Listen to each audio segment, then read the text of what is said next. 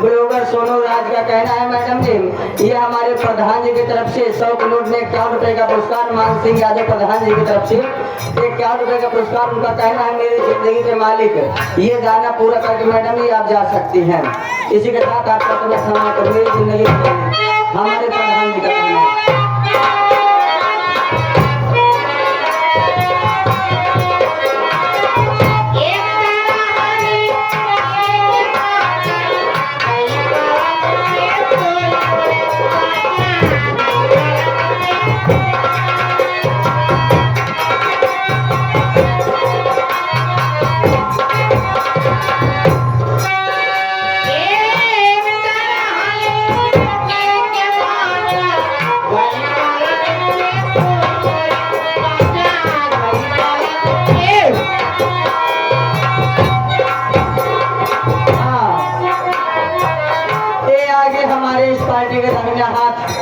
आप बड़े ही सज्जन व्यक्ति, आपकी जितनी तारीफ की जाए उतनी कम है। हमारे छोटे लाल विश्वकर्मा जी, छोटे लाल विश्वकर्मा जी जो कि आप ये सातनपुर वन के निवासी हैं, काली वन के निवासी हैं। दोनों ये चौराहे पर इनकी फर्नीचर की दुकान है और घर पर बहुत बड़े सेठ हैं। इनकी तरफ से 51 रुपए का पुरस्कार हमारी बाड़ी तहे दिल से शुक्रिया अदा करते, धन्यवाद पहुँचे। लेकिन मैडम जी कहना क्या है आपका?